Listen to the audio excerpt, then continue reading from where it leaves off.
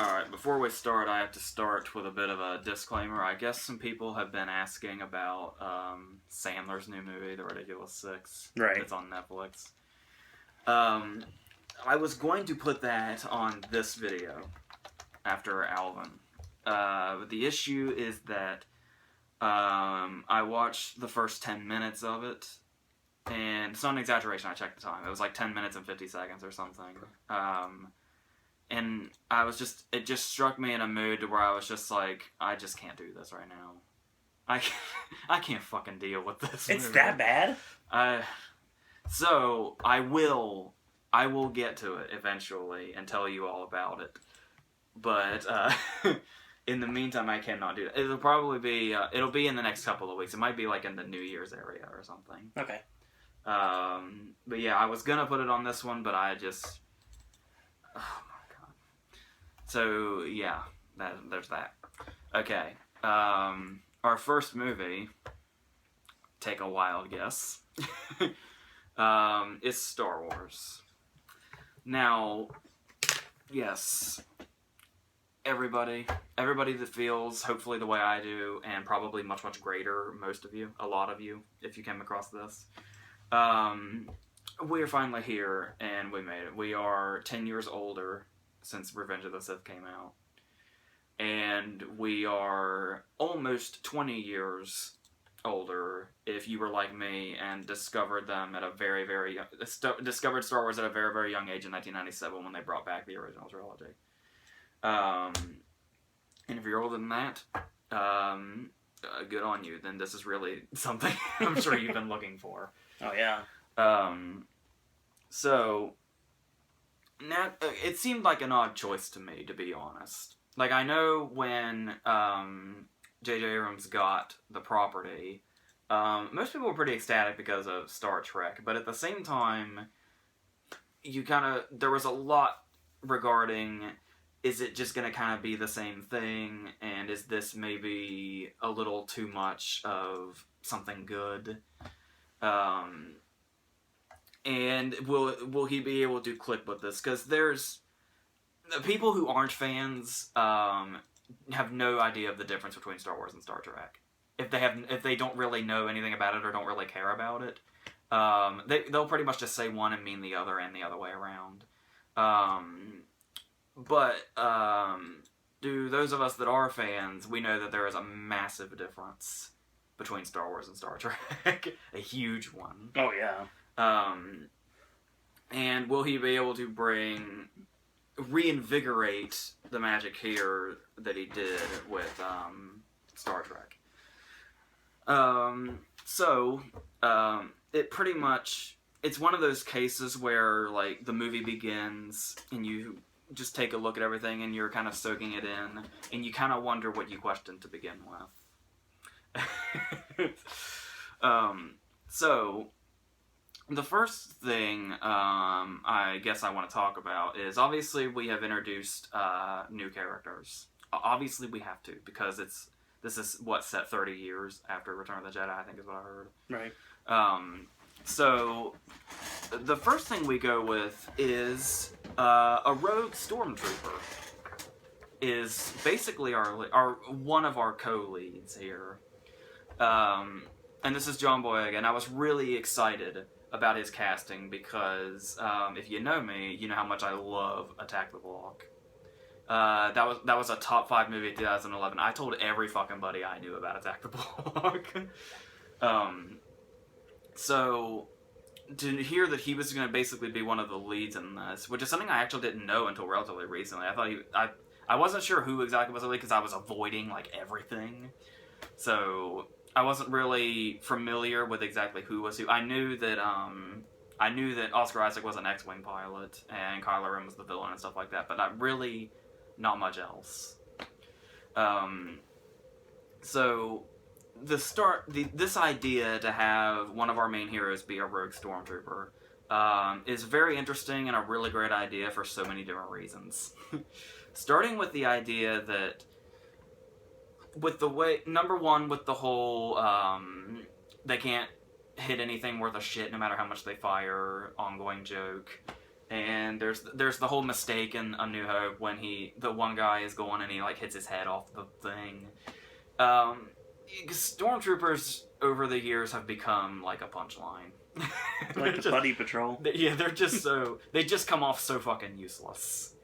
But then to get them like humanized, we're not just humanizing Finn's character, but Finn's character basically kind of humanizes all of them when you look back on it, because any of them could also have been Finn at one point or another, and it's this really damn dramatic scene when he gets like his bloody handprint on the ones on his helmet, and you kind of realize that this is kind of giving the Stormtroopers a whole new image, and they're kind of immediately taking us away from that. Because I noticed right away, when the thing came down and they all started running out in that opening battle, when they're all kind of coming down and running out, there's already one laying there dead that's been hit before they even got off. And I was like, oh yeah, that's classic Stormtrooper. But they immediately turn that around and show us, and take Stormtroopers from being this punchline to one of them having a conscience and knowing that any of them, could be like that. It gives them a whole human quality that you can look back on when you watch the original trilogy now. So that, I thought, was a really great idea to do that.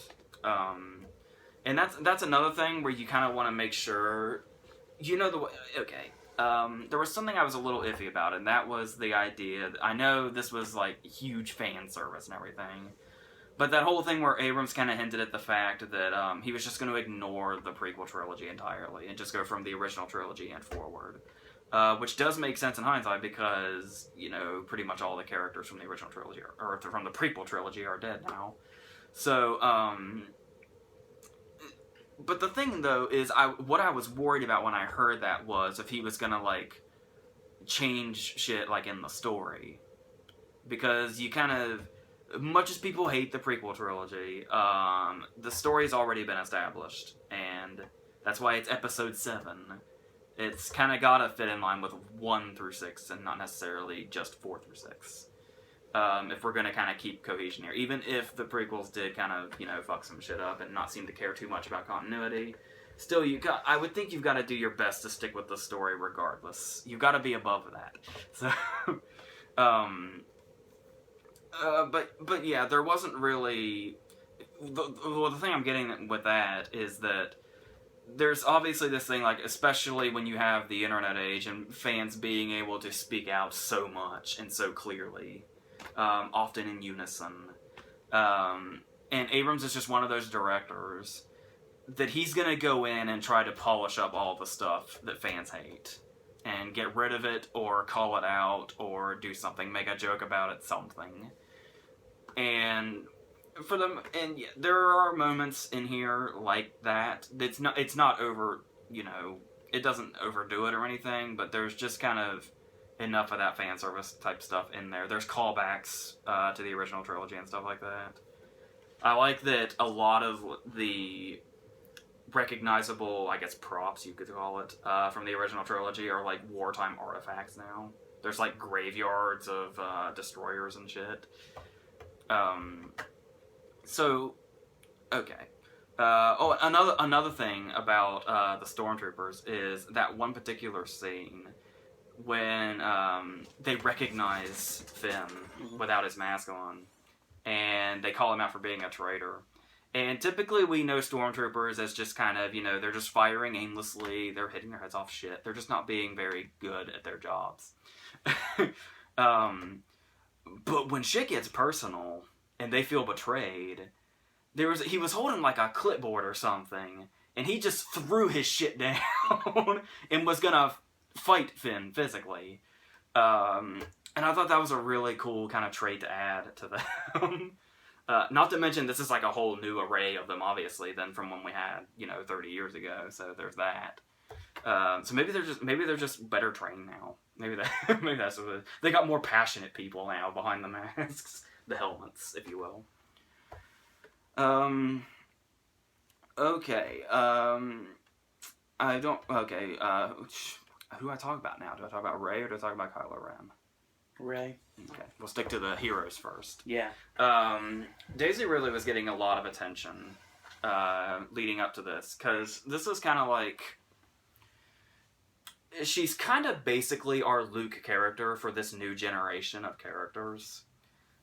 She's the one we see wandering around in the desert. She's got the droid, and she does all that. She doesn't necessarily go to the Tashi Station to pick up some power converters, but she's the type that probably would. She finds the salvage stuff and tries to sell it off, and that's just basically how she lives her life. And much like with the transitions that we see of the original characters, her character goes through a huge transition throughout this movie, where she goes from pretty much exactly what Luke did in the original movie. She starts off as just this normal person just living their life on this planet, and she's eventually going to convincingly become the hero of the story. And she has just... It's one of those things where I'm probably going to have to watch her more the second time I see it. Because everything else was just kind of... It's the first time viewing, you're just trying to kind of take everything in, and it's really kind of difficult to necessarily do a review this way. So I just saw it last night, and I haven't again since, so this is that kind of reaction you're getting. But yeah, she's definitely got something to where she really suits this character well, and because it's another one of those ones where you can't really think of anybody that was currently working prior to this that would fit the role. It just kind of, you knew they had to go out and pluck somebody. I think she's done something before, but I think this is the first time she's done something like really, really, well, obviously the first time for something like this, but something that she could be recognized for. Unless I'm totally off and it was something else. But I'm pretty sure I've seen very little, if not any of her at all. She's from the In-Betweeners, too. Oh, Jesus. That's, well, I lost my British crowd with So, okay. Obviously, I'm getting impatient and I want to talk about Kylo Ren. And yeah, he's basically what the marketing is milking, of course. That's what you do with your Star Wars villains. Remember when Darth Maul was all over everything? There's two things the marketing wants to milk. Kylo Ren and the ball droid. What's his... I can't remember what his number is. Yes, that's it. BB-8's amazing. So, what we have here is... You kind of think, by his voice and his mask and all that, and his motivations, that he's just kind of... Well, Darth Vader's dead now, so here's kind of a somewhat Darth Vader to hold you over. You might think that at first glance. But this opening scene, the Max von Sydow scene, when he appears and he comes down, it's like the opening of Return of the Jedi, when Vader comes in the ship and it comes down and he comes out and you see everybody standing there, and it's just nerve-wracking because of how intimidating Vader is. But the thing about it is we had seen Vader through two other movies before we got to that level of intimidation, because we had seen what he was capable of before. Obviously, he was intimidating in the others, but by this point, it had reached your nerves are pretty much racked whenever he's on screen. Kylo Ren kind of accomplishes that as soon as he walks on the screen, when we've never seen him before. Unless you've been watching the marketing. He has a very demanding presence. Yeah, that's the thing, is that moment where I was like, obviously I was already excited that Adam Driver was playing the villain in this movie, let alone this particular role, now that I know what it is, and have seen just the type of role that it is. But there's this moment where I was like, oh my god, we have a golden villain on our hands. And this was after, yes, his lightsaber is like all... That's just a whole, yeah, that's just a nerdgasm in itself. But there's that moment when he's getting back on the ship. We can't see a damn thing as far as his face is concerned. I mean, we as moviegoers know what Adam Driver looks like.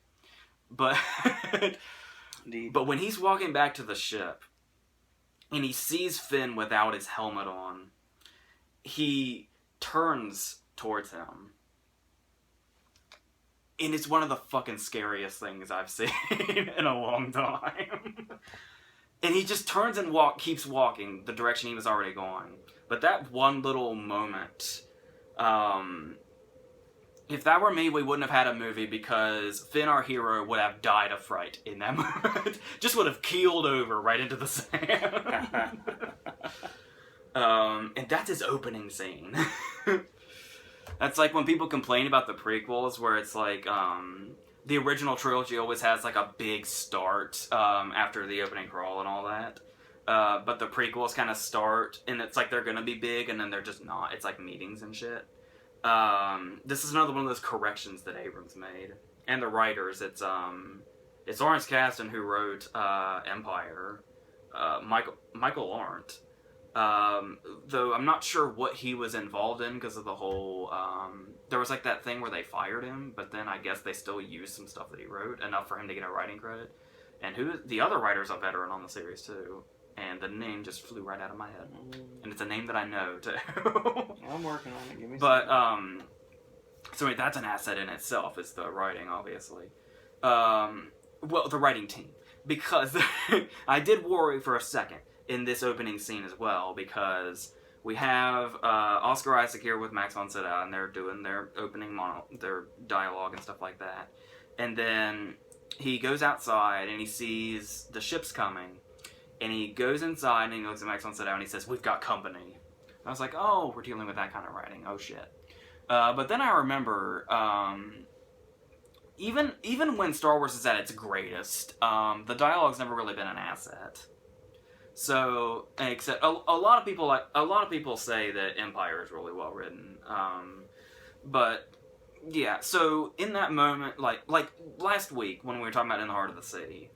In a movie like that, and just kind of what the vibe the movie was giving me, when the characters started talking in The Heart of the Sea, I was like, oh, the dialogue's not that good. Shit. But with this type of movie, where it doesn't really matter, and everything around it is telling the story without the words really even needing to be there a lot of the time, when Oscar Isaac came out and said, "We've got company," my thought process was, oh, shit. The dialogue may not be good. Oh, wait. Star Wars has never really had a huge thing with dialogue. This doesn't really matter. And then I just moved on and never thought about it again. Until I wrote down, "We've got company here." That's why I remembered. So, that's fine. And even if you do think they're well written, that's fine too. So, the thing, and another great thing here in regards to how it kind of feels going along with the original trilogy that I loved. I almost kind of got fucking chills at this line. And that was... it's when they're talking about Luke being missing, which is the whole plot, by the way. So that almost sounds spoiler when you say it, but it's not. That's the whole storyline. And they're talking about Luke Skywalker, the Jedi. And Rey's response to that is, "I thought he was just a myth." And you think of it, and you see, and once again, you go back to that whole transition we saw Luke in, where he's the kid who wants to go to the Tashi station, and then he gets but then he's a hero by the end of the first movie, and then he gets really put through the ringer in the second movie, and then by the third movie, he's a hardcore Jedi badass, and now he's mythical. And it's just come full circle from kind of the way they kind of see him the way he saw Obi-Wan in the original movie, and it's just kind of come full circle. And it's just a really just her just saying that simple line was, "I thought Luke Skywalker was a myth." It's just like, oh, this is cool. Now we have a lot of we do have I guess I can mention we do have. Our returning characters mostly are Han and Leia, obviously. With Han's still kind of doing his thing. He's just, a little gray. And Leia being a huge in this struggle. She was, I wanted to say, they said general, right? Yeah. Yeah, okay. I remember reading it in the crawl, but then I was like, there's so many ranks in this movie. I'm trying to make sure I don't mix them up. Because we got another general we're going to talk about in a minute. Yes. The thing about it is, Harrison Ford, you kind of got to be careful with your expectations. Because you're not sure which Harrison Ford you're going to get. Harrison Ford is on fire when he wants to be here. And when he doesn't want to be here, you can kind of sense it. Look at Kingdom of the Crystal Skull, for instance. I don't feel like there was a lot of care in him putting on the hat and the whip and all that. But it's like he just went right back into Han Solo. It's like he's been waiting for this ever since 1983. And he's just right back in it, and he's just on fire for the rest of the movie as soon as he shows up. Which I want to talk about how great it is, but honestly, I'm just overwhelmed by how kind of a relief it is, because I was a little worried about that, honestly. And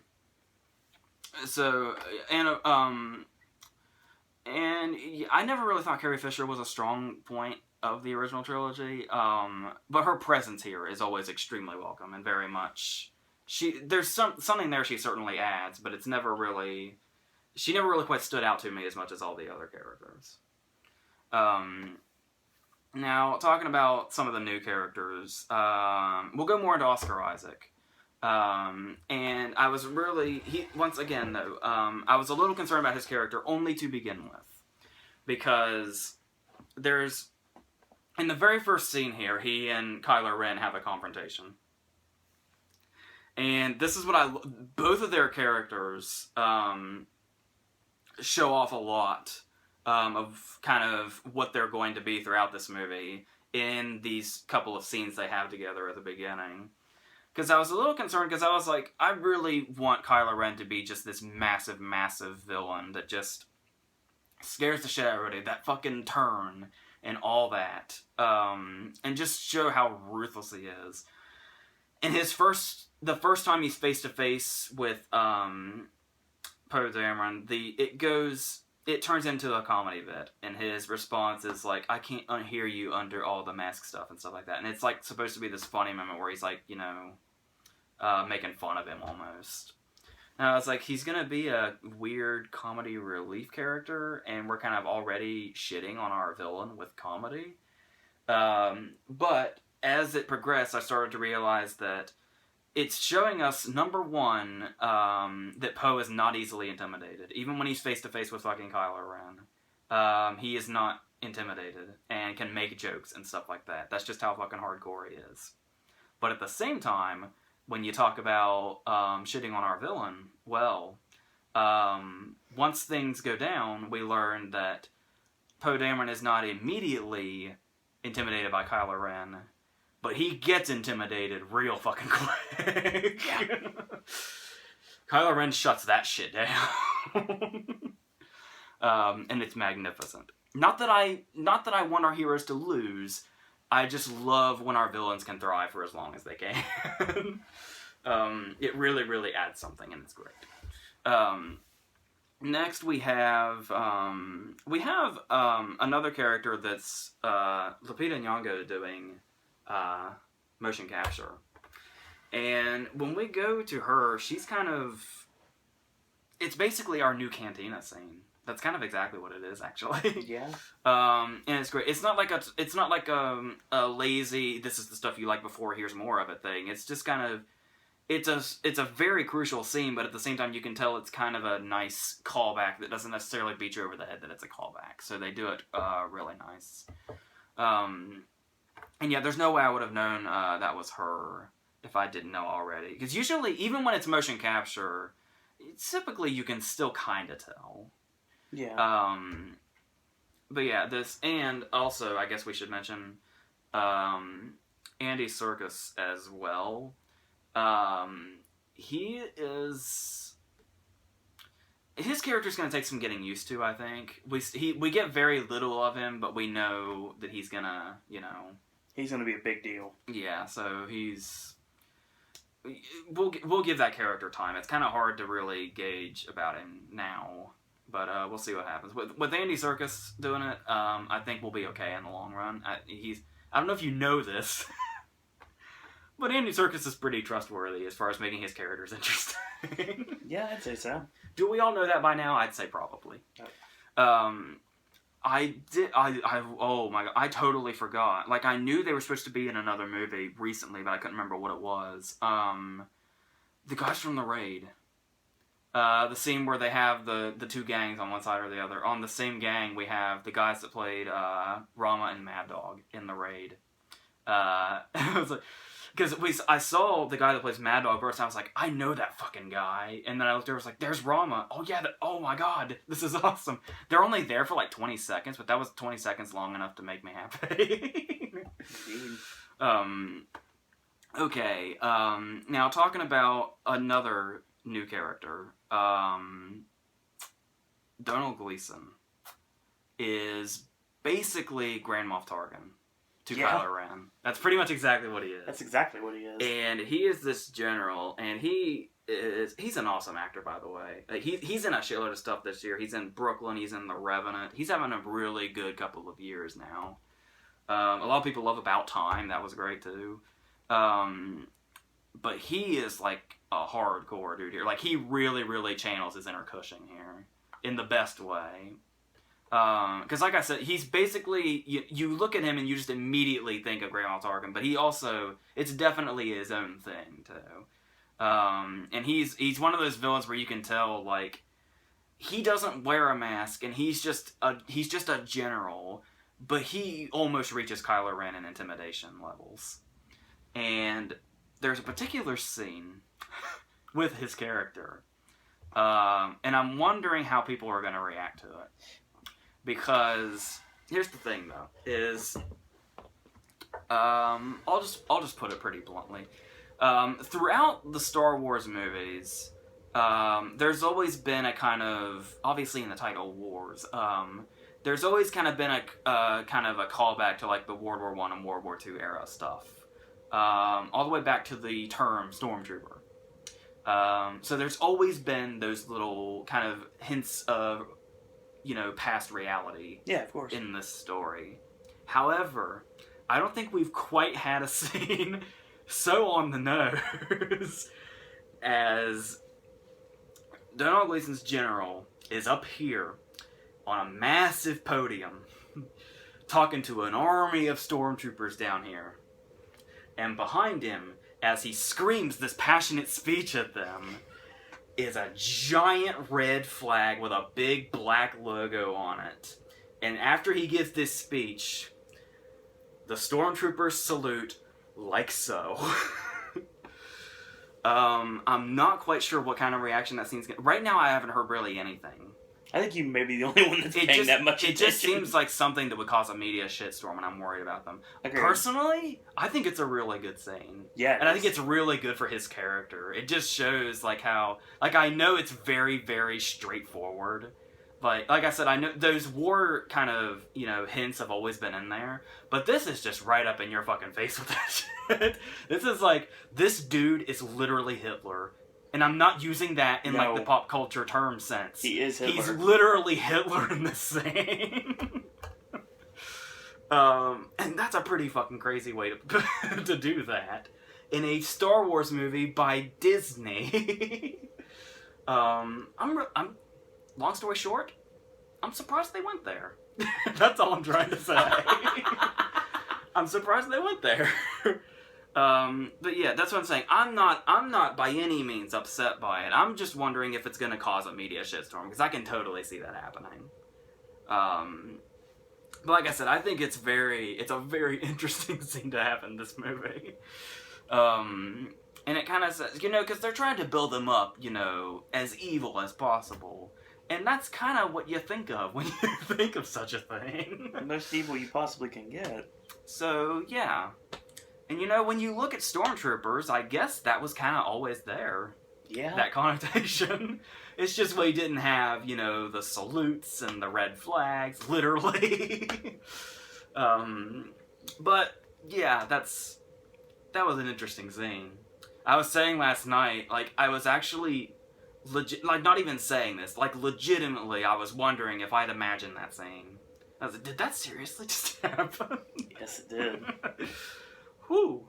Okay. So, now, okay, one of the great things here also is that as far as feeling updated, because obviously, yeah, we have a younger generation as our audience on top of the older people, and then the older fans, And obviously there's going to be somewhat of a new style. I didn't remember any lens flares. And that, for Abrams to put the lens flares away, says a lot about how he wanted this movie to go down. That's like taking, drugs away from a crack addict. Taking Abrams' lens flares away, and for him to probably make that call, that's impressive. That he was like, okay, I gotta not do that this time. Though Greg Grunberg is in it as an X-Wing pilot. There's always that. Because I believe somebody recently was joking about, like, Greg Grunberg's probably going to show up in Star Wars or something. Yeah, he's there. Well, the point I'm getting at is there is a new sleekness about it, but the same feel is there when you're on the sets. Like, you can tell a difference, but at the same time, it's hard to explain. You can certainly see the difference, but at the same time, it feels like the old stuff to you. Oh yeah, totally.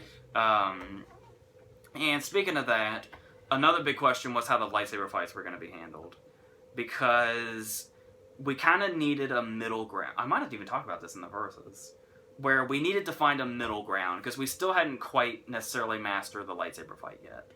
Because in the original movie with Alec Guinness and Vader, it's kind of, it's a great scene, but it's, the fight's a little stiff.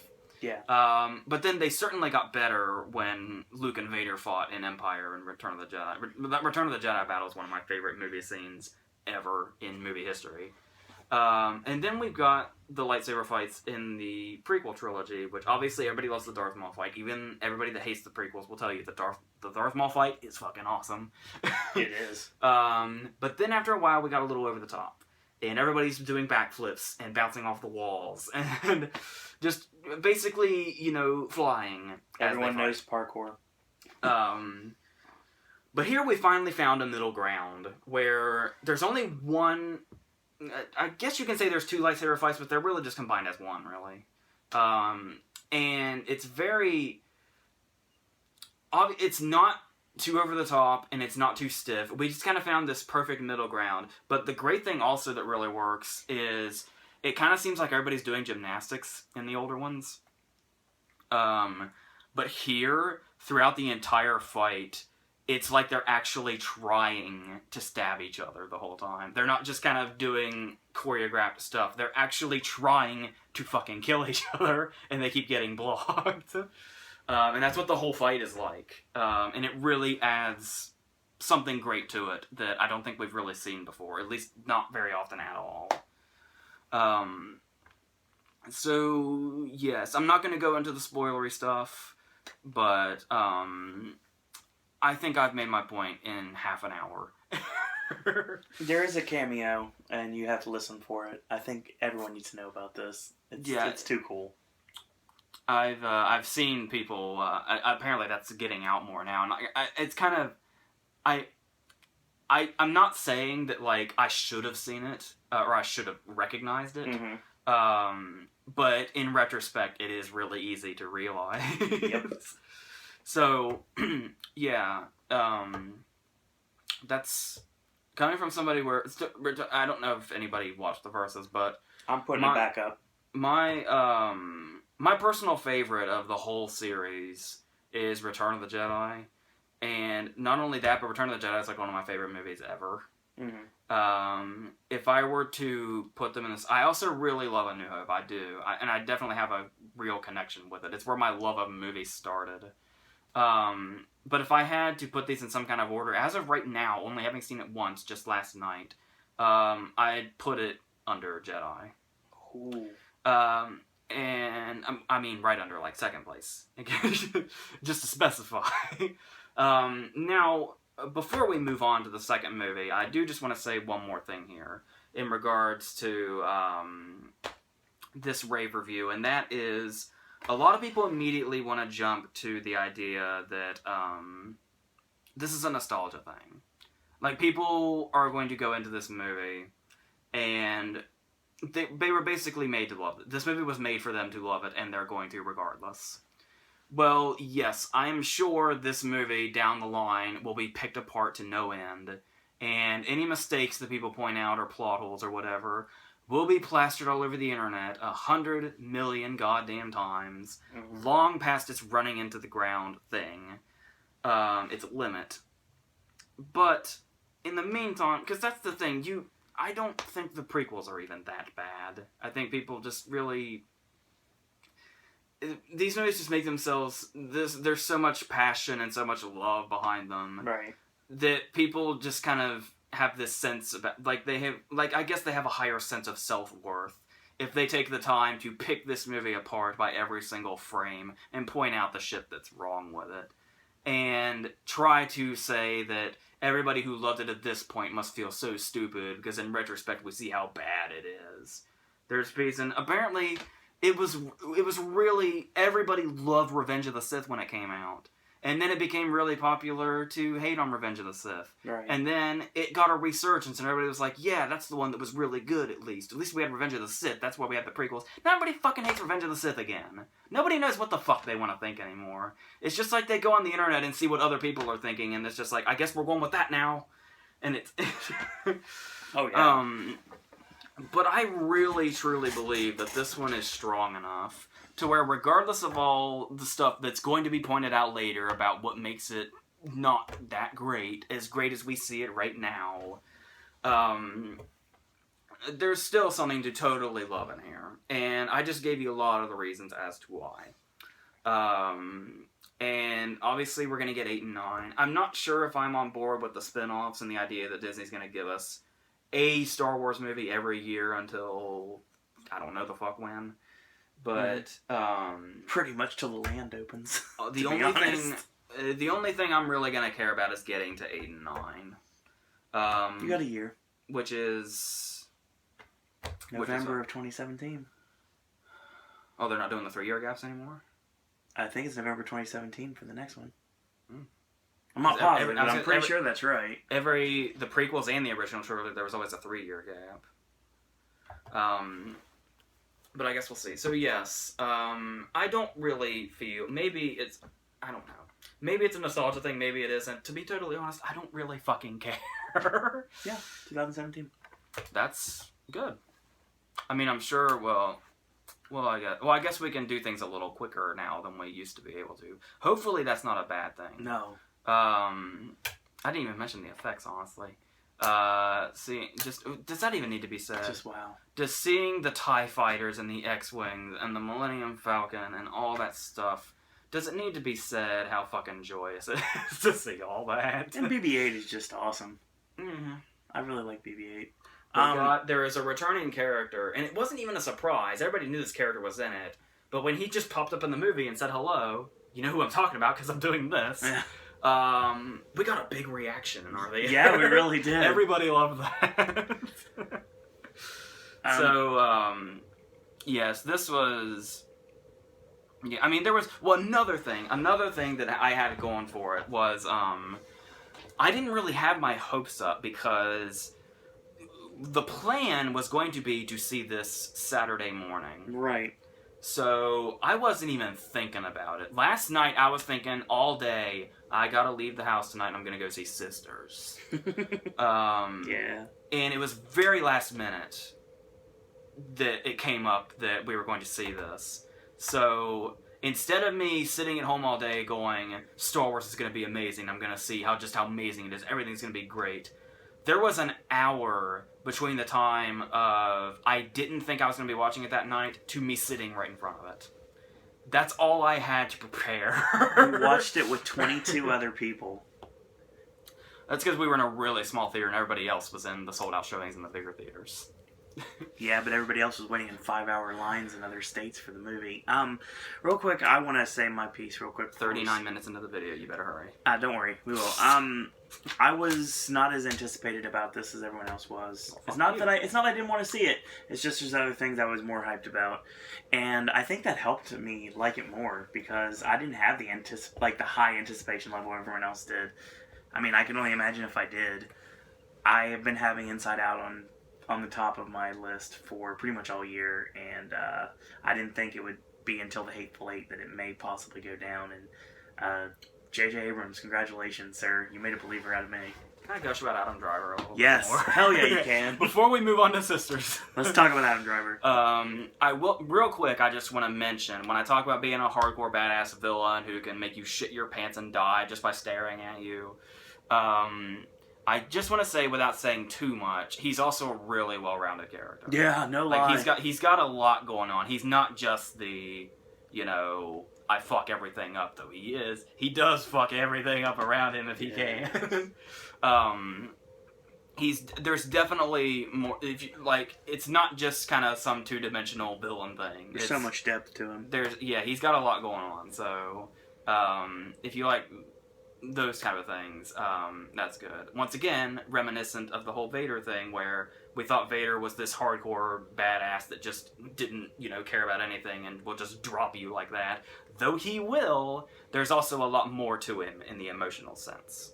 And that's really, really what makes the character so great as well. Also, just kind of amping up how great it is when he's the scariest fuck part of himself. Oh my god. Okay, before I'm here all day, let's talk about Sisters. Sisters is a movie that... This is complex for me. Yeah, I know it is. Because I wasn't a fan of Baby Mama, which was the first movie starring Tina Fey and Amy Poehler doing their thing. But everybody loves Tina Fey and Amy Poehler because of Saturday Night Live and them hosting the Golden Globes and all that other stuff. The problem with this is that this really is not the kind of movie I'm going to like, just in general. Despite my undying love for Tina Fey. Mm-hmm.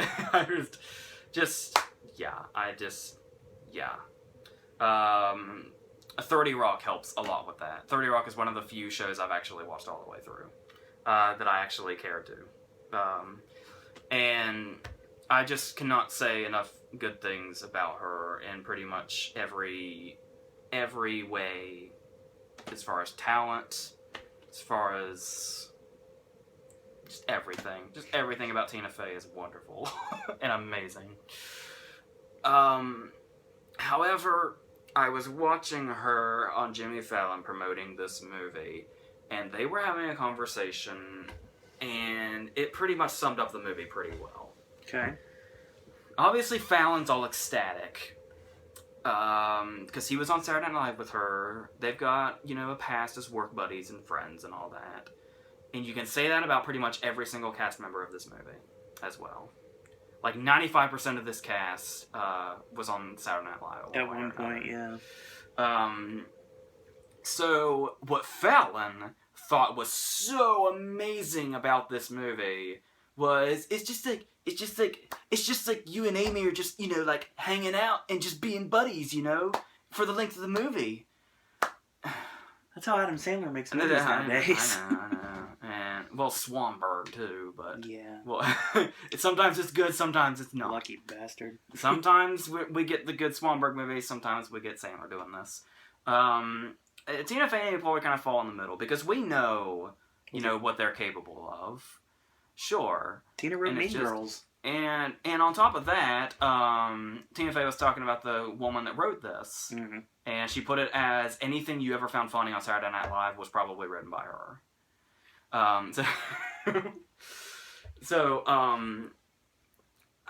that kind of raises some question marks, because this is one of those this is an Apatow movie without Apatow. Exactly. Fucking John Cena's in it. Yeah, it's an Apatow movie without Apatow now. Because this is another one of those movies where they just bullshit through jokes, and they just kind of drag on. This movie's 2 hours long. Not surprising. It kind of was when I saw it, but when it registered, I was like, oh, that's not surprising at all, actually. So I don't really know. With this screenwriter, Paula...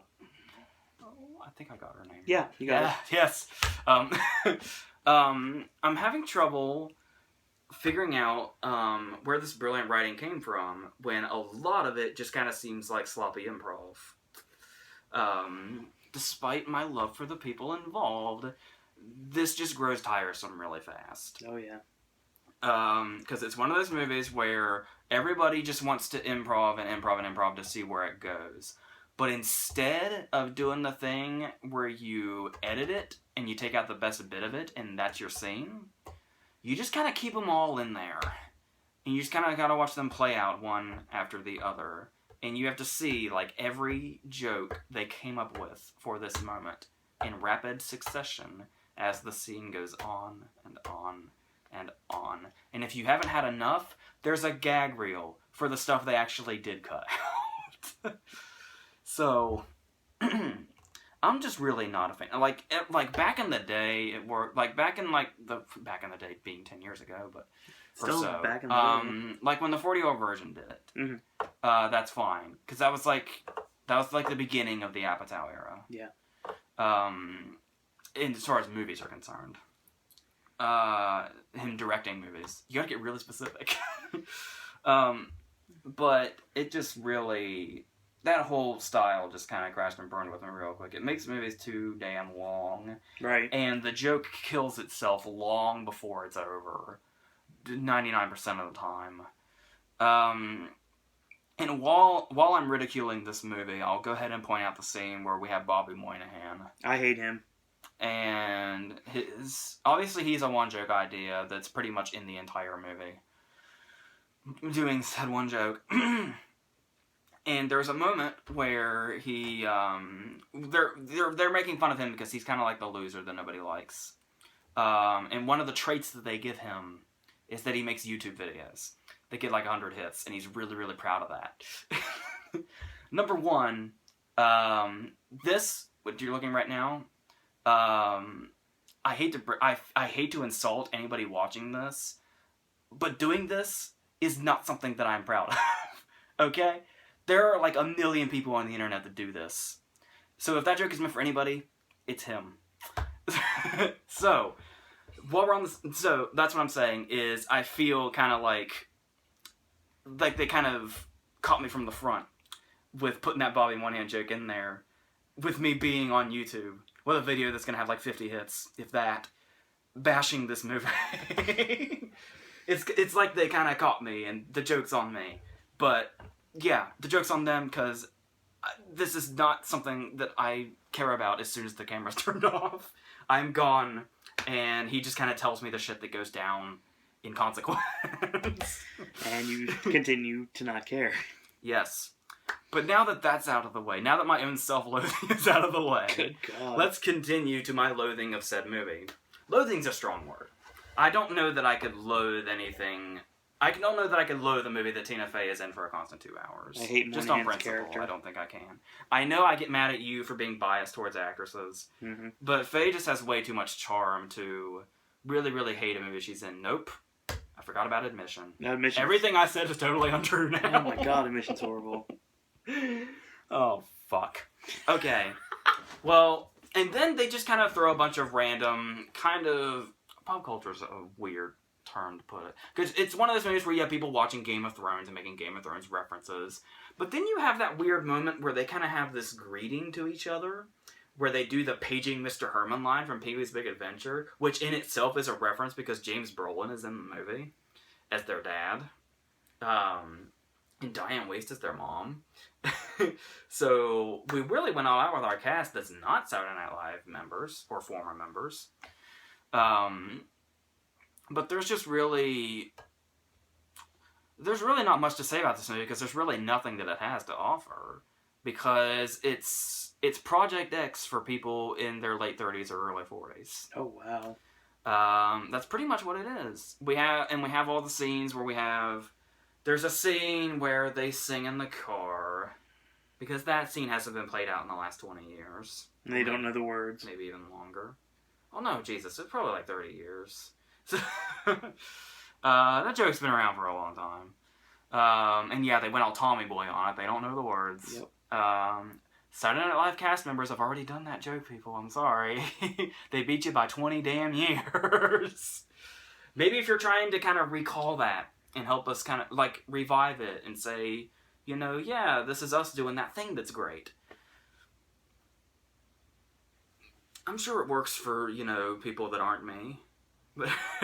But I mean, yeah, this is one of those movies though where I kind of have to stop myself and say this is not necessarily a movie that was made for people like me. No. The people that were in there with us, the girls whose boyfriends were probably in Star Wars, they were the ones this movie was made for mostly. They were laughing hysterically. Women with sisters is obviously a great target for this movie. I am neither one of those things. Same here. Also in 30 Rock, Lutz is in this movie real quick. I think he's technically there the whole time, but I think we only cut to him like once or twice. And there's the whole love story with Ike Barinholtz that drags this thing way down. Because we gotta have story points to make it go on longer when, you know, all our jokes have gone on for 1 billion years. John Leguizamo. Yeah, Leguizamo's in there. He's really, you know... Chewing the scenery? It doesn't matter what he's doing. Every time he's on screen, even if it's in something really bad, I'm just cheering him on that he's there. He's just a guy I want to see in movies. So that's... like, a lot of them are bad, I know. Oh, yeah. But you know, as long as he's there, I'm cheering him on. Just give the guy work. I want to see him do his thing. That's great. I think Cena's getting really good at comedy, though, honestly. Yeah, it's just a matter of how much longer he's going to play this Apatow musclehead. Yeah. Because I'm not quite sure. Because I was telling you, there's no way I've never really gotten too good of a look at him. Mm-hmm. But I'm almost positive he's not as tall as the movie depicts him. Because he's made to where he's angled to where he's like towering over everybody. But you'll notice all the scenes where he's towering over Leguizamo or Tina Fey or whoever, he's only being shot from here up. So, and because when we see him like in his full form and he's like running around the house, he looks pretty normal height. Because I was actually thinking he was kind of short. He's only 6'1". He's fucking 6'1"? Yeah. I thought he was kind of short. He's 6'1". Well, regardless, they still made him look bigger than that, I think. So, anyway, they made him more like Nash proportions. Kind of. So, that's what we have here. We have drug jokes, we have drunk jokes, there's cocaine jokes, the house gets wrecked, the house gets unwrecked, there's drama, people make up, relationships get stronger. Backstory with Maya Rudolph for some reason. There's nothing there, yeah. I was sitting there and I was going, I'll bet Paul Thomas Anderson loves this. So, because you know he had to go with her to all the screenings and shit. Right. I'm being serious though, I'm sure he does, because he's a huge fan of Sandler. Yeah. Like, he's gone out and said, despite the kind of movies he makes, he is like a full-on Sandler fan. Like, everything Sandler does.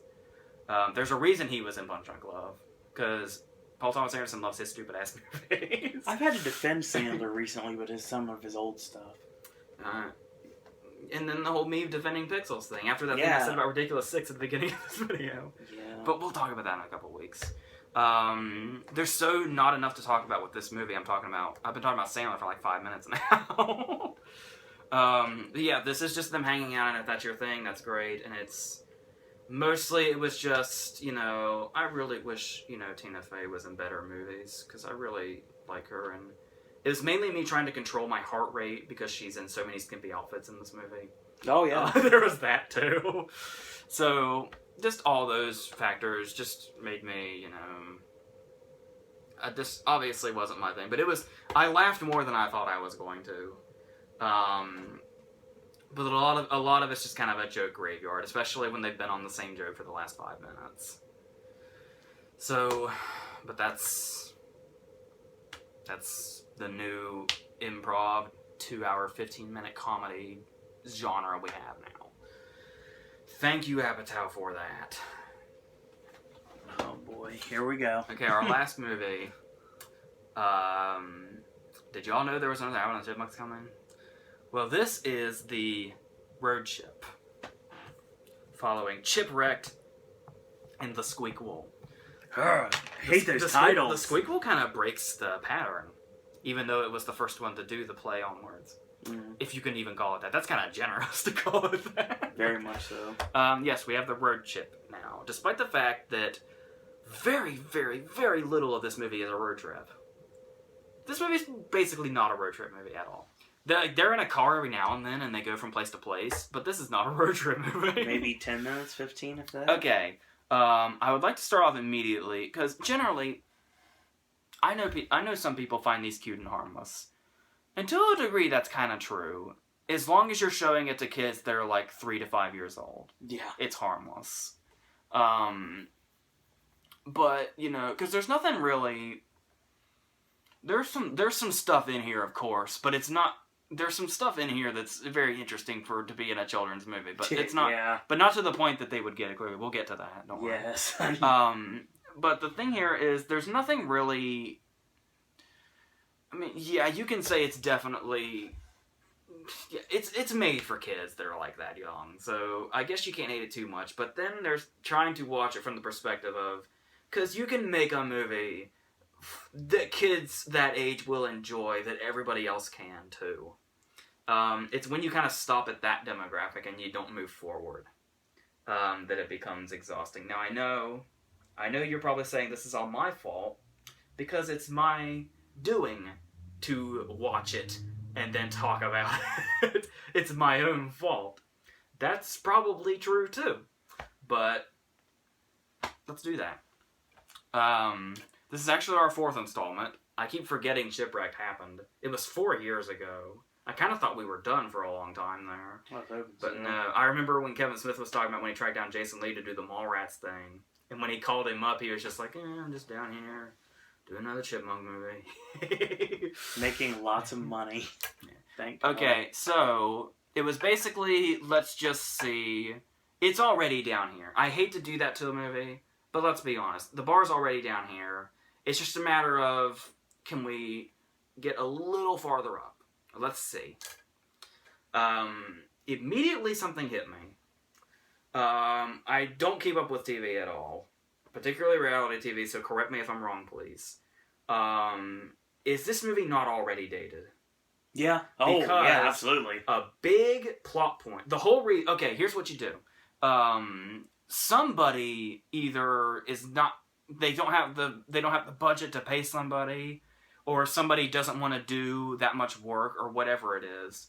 But you've always got to find something to take one of your big aspects of the movie almost totally out of it. Was it the Squeakquel where Dave was in the hospital and Jason Lee was almost not even in it? Pretty much. In this one, they have to get rid of the chip heads immediately. Like, they're there, and they're like, yeah, we're here, and then they've got to go do this thing. Well, this thing that they have to go off to do is judge American Idol. Yeah. Isn't American Idol over? Yeah, I'm pretty sure now? it is. Didn't it end, like, this year or last year? I'm pretty sure it did. Or if it's not, it's, like, getting there? It's on its last legs if it's not over yet. Okay. Let me check to make sure. So basically this movie will be, if it's not already dated, it'll be dated by the time it's on DVD. Yeah, I'd say so. So, there's that whole thing. And there's not even really much of a plot to this. It's basically, like, the whole road trip angle, I don't know. Okay, there's so many things going on here. Tony Hale from Veep is following them around. Trying to catch them for a reason that I don't even remember. And then, I saw this movie this morning. He screwed up his proposal. No, why is Tony Hale after them? Oh, okay, because that thing, yeah. There's 2 proposals in this movie they fuck up. I'm confused now. He was an air marshal. I know. That's the first one. I got it.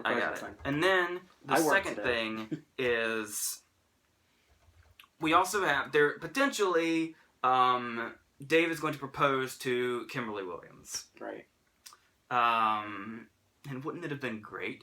Like, this whole movie would have redeemed itself as if the 2 of them got married at the end, and on her arm going up the aisle was Steve Martin. That would have been worth it. Yeah, I would have marked up for that. That would have been fantastic. But this movie is not that cool. Come on. No. So, what happens here is they have to go on for some reason, they're left alone with Jennifer Coolidge. And Kimberly Williams has a son. And this is just as much a clusterfuck as it is me saying it. It doesn't even, I don't even know why I'm telling you what the damn plot is. They just have to go. They have to go to Dave, who is not in their vicinity right now. He's in Miami. That's where they need to go. That is all you need to know. And Tony Hale is after them because of some weird vendetta, because he's fucking creepy and weird. Bella Thorne is performing, and We'll do all that. We'll get all into it. okay. But before we go into all that stuff, the Sun characters who I'm going to start with, but before we even go into anything, I want to bring up something that has been on my mind since 2007 when we got the first one of these. Okay. Our voice cast. We have Justin Long as Alvin. And we have the other two guys. My question is... And then we've got, like, really famous faces as the Chipettes. We've got, like, Anna Faris and Kaylee... What's her name? And, Christina Applegate. Christina Applegate, yes. Okay, what's been on my mind since 2007, or 2009, if you want to talk about the Chipettes... What is the point of getting names to do the voice cast? Because they just make their voices sound like that. And that's the thing. There is, like, this video on YouTube now that just came on where somebody slowed down the audio and you can hear Justin Long's regular voice plain as day. But even so, you speed up any audio and that's what it sounds like. Right. So, what is the point of paying Justin Long and Anna Faris and Christina Applegate and all these other people? I mean, Kaylee, what's her name's making, what, $1 million an episode for Big Bang Theory? Probably. What do you think they fucking gave her? Yeah, no lie. I don't... That's just something that's plagued me for the past 8 years. So, now that that's off my chest. Let's talk about this. In this scene, they're gonna go miniature golfing. Now, I may get nitpicky here, but this is just kind of where I was. Okay, here's what happens. They go mini golfing, and they are it's Dave and it's the Chipmunks, and they're playing mini golf. And in case you're wondering, their clubs are like this big. That's how they do it. And the thing is they're waiting for Kimberly Williams to show up. This is how they're going to be introduced. The trouble is they're like right in the middle of a mini golf game. So the screenwriter just thought, you know what? We'll just kind of have her walk into the middle of this mini golf game, because that's what you want to do when you want to introduce somebody. You go to the mini golf course and you go ahead and start and just wait for them to awkwardly walk up into the middle of the game. That bothered me more than it should have, but this scene got so much worse because of one particular character. At least Nat Wolff had a day off. I don't know who the fuck this guy is, but I was getting that from him. But here's the thing, is he comes in, well, okay, so Simon is about to get a hole-in-one, and he's really excited about it. So then this little fucknut puts his foot down and stops us from going in, just because he's some random bully. He gets off on it, I guess. But to make matters worse, he's like, oh, was this your ball? I'm sorry. And he just fucking throws it, hitting God knows who. And then he takes Theodore and he puts him on the windmill and just lets him go. And it's like, who the fuck is this? And why is he so sadistic? Well, then he leaves and he goes over to a group of guys that look like him. And they're just like, dude, come on. And he's like, yeah, I'm going to join my dudes. But then Kimberly Williams just kind of materializes, and she's like, oh, by the way, I'm here in the middle of the game with a club. I'm just going to join you in the middle of it, because that was our plan, apparently. And so they start, and then there's a big twist 30 seconds later. As if it's a big twist. It was super obvious. Sadistic bully kid, for no damn reason, is her son. Which means he might be future family. And then he just kind of goes along with them. And my quick question was, where the fuck's that group he was with? I thought he was with them. Apparently he showed up with her, but he went... Indeed. So, that's that. Okay, I told you all stuff about putting fucking little Theodore on the windmill and taking Simon's ball before his home run and saying, and just throwing it.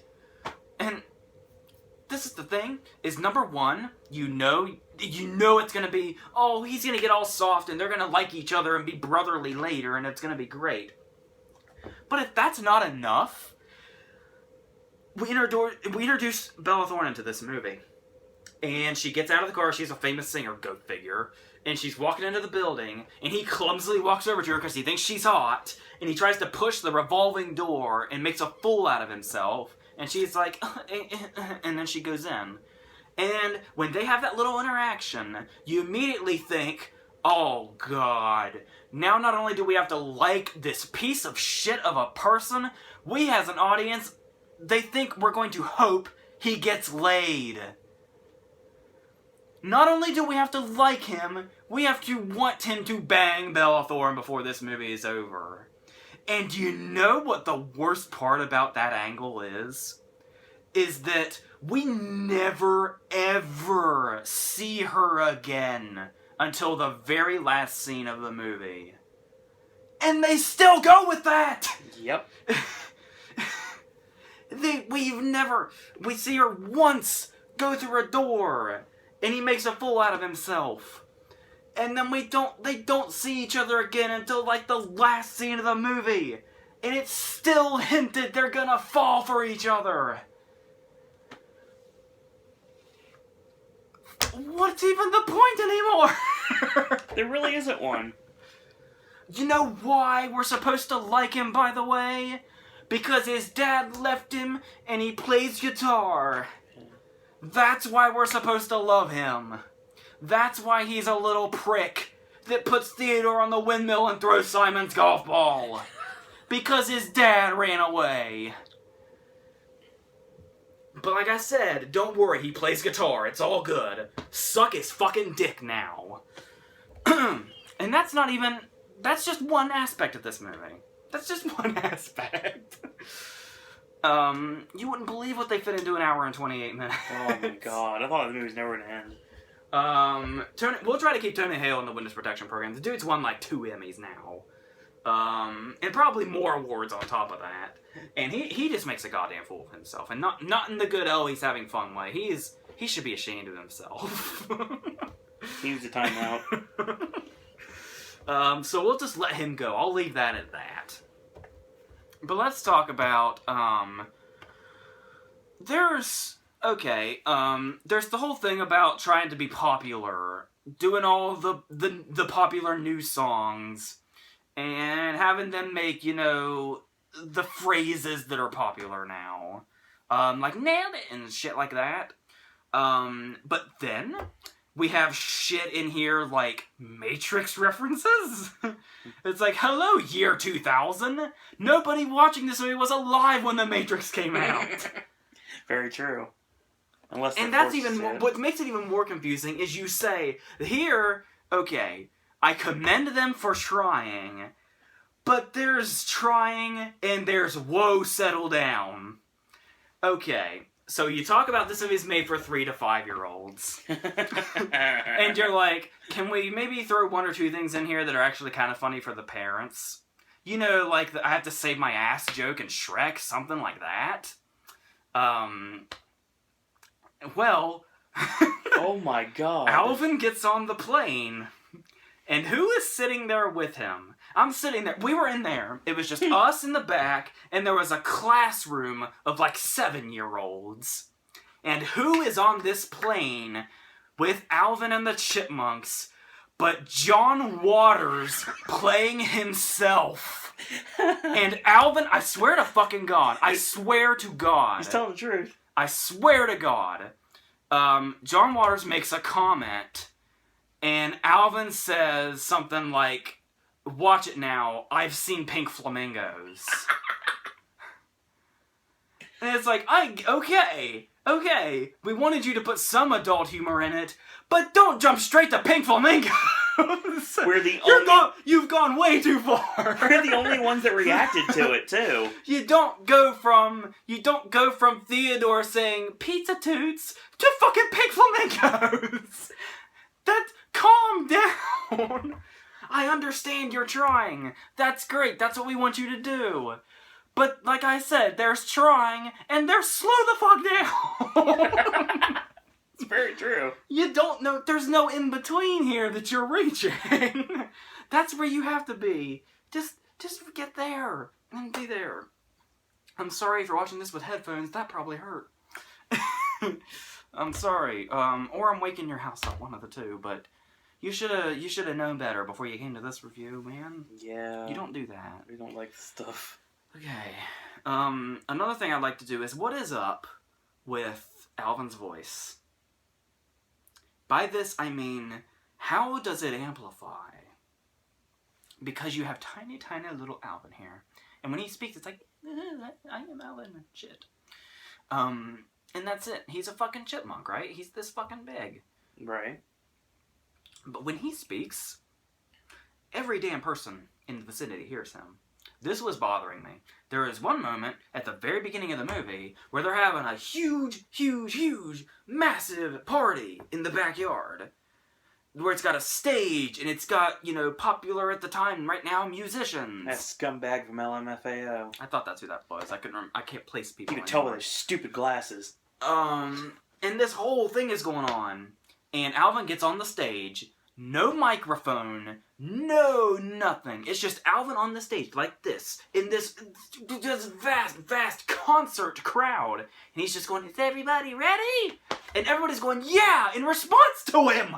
How does that work? And they weren't that quiet. And then to confuse me even more, if that's not enough, there's one scene. It's like they're doing the shit on purpose after the concert scene. There's a scene where Alvin is outside. Alvin is outside and he's talking to bully son kid. And he's having a normal conversation with the kid.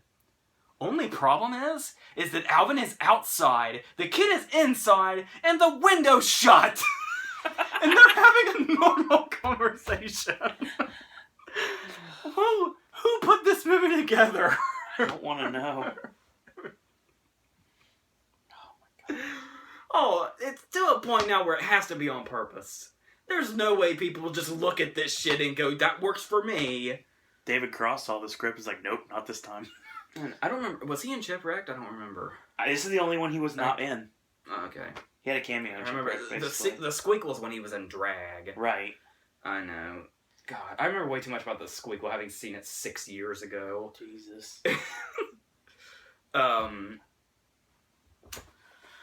Okay, and there's another joke that they try to do a few times. And that is the idea that the chipmunks just kind of walk around normally. And nobody really seems to notice that. Tony Hale has to point it out a couple of times. Because he's like, there's like the chipmunks on the security footage waiting at the bus stop. And the guy there says like, yeah, I saw them. And he has to say like, did that not seem weird to you? Nope. And then later on it happens again at the airport. And now I get that joke. But the problem is that Paddington kind of already did that a lot better. Oh, yeah. And there's really no other characters in Paddington that see it that way. Everybody is oblivious to it, and they just go with it. And unfortunately, we have the Tony Hale character just here going like, why is everybody but me crazy? It's so much better in Paddington. When everybody's just like, yeah, he's a bear. That's Everything normal. is so much better in Paddington. So, and then you just have a bunch of stupid scenes in the middle. There's that moment where, obviously we have to have musical. They just have to randomly break into popular songs. Just totally at random. To fill our runtime and to make people go, hey, I know this stuff. This is groovy. So, they go into a bar, and there's the bouncer with his hat and shit. And he's like, you have to be over 21 or I'm gonna fuck you up. But then, they don't even have to say anything. They don't even have to beg or plead or anything. The bouncer who was gonna fuck them up a second ago just randomly brings up, I'm so pissed off because the guy that was gonna perform tonight is 50 miles away with a flat tire and I've got nobody to go on stage and I need somebody to sing for me right now and if you happen to know anybody that just happens to be able to sing, and then that's pretty much how the dialogue goes too. It's like the whole thing. Put a volume warning on next to the bottom. Okay, I can do that. Yeah, you don't want to... Man, I'm sure we blew a couple eardrums. But here's the issue, though. Is that I was talking recently... Was it... Jim and the Holograms, I think. When I was talking about... I've talked about it a lot, I'm sure, because that's just the fucking case in this scenario. When you have a movie like this, whose main focus are characters that sing or perform or do something... the movie will not end until there is one final musical performance to send us off. Right. Every movie's like that. And it's usually like, hey, our conflict is solved, and now let's sing and dance and be happy and shit. Only we do that way too many times, and then we finally end after the audience is exhausted. Well, this might very well be the most shoehorned musical ending I have ever seen. Wow. It's like you already know they're gonna go there, but they make it this big, it's one of those things where there's a conflict that really should not be a damn conflict. Because it's, oh, spoiler alert, the engagement ring that Dave had wasn't actually Dave's, and it wasn't for Kimberly Williams. He was holding it for his friend, who just happens to also be on vacation, I guess, with his girlfriend. But the trouble is, they took the ring out, and they put a breath mint in it. And it's like, so, you think it's going to be, you think it should be, guy opens it up, it's a breath mint, oh no, look what they did, they replaced it, and the girlfriend, who apparently has really great values and a great sense of humor, jumps immediately to, this is a breath mint, fuck you, and throws it at him and leaves, and they fucking break up. Right. And instead of the Chipmunks going, oh, no, the ring's right here, see? Haha, it was all a joke, yay! That happens, and then Dave gets mad at them, and instead of Dave going and saying, dude, here's the ring, it's right here, you can not do that, but you might want to watch out for her anyway, because she seems to overreact really quickly, so I'd just get away from that entirely, but let's have, you have a happy ending now. I'm gonna give you the ring now.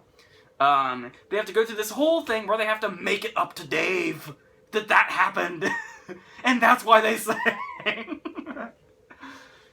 I think that's an original song, too. I think I saw it on the original song list for the Oscars.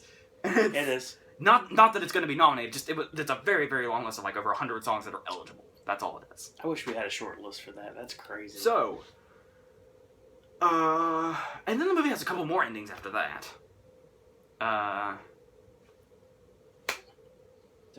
Congratulations, Alvin the Chipmunks. You've done it again for the 4th time. Only you seem to be getting worse.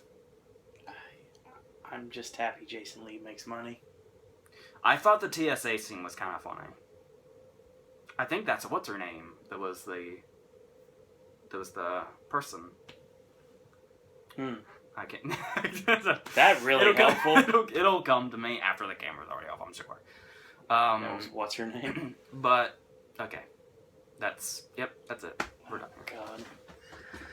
Alright, so ends another edition of AJ's Movie Reviews. Before we take it home, I'm going to go through some star amounts. I'm curious about this one. Star Wars The Force Awakens. 3.5. Sisters. 2. Road Trip. Okay. After that whole problem that I had, I'm going to say 1.5.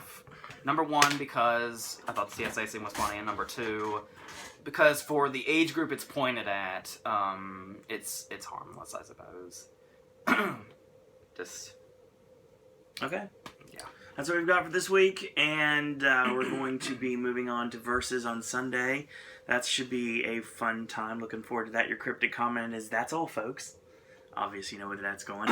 And we got a lot of great stuff coming very soon. We got Brooklyn, we have Carol, we have... Spotlight, Trumbo, The Big Short, then all the Christmas stuff. Joey, Concussion, Point Break, and Daddy's Home, and hopefully the Danish Girl soon, too.